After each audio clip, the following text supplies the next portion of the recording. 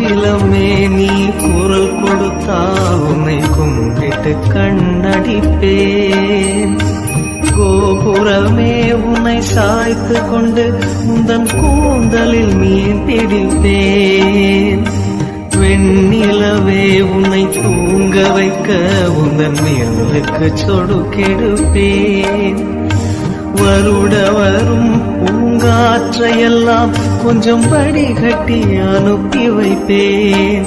என் காதலின் தேவையை காதுக்குள் ஓதி வைப்பேன்.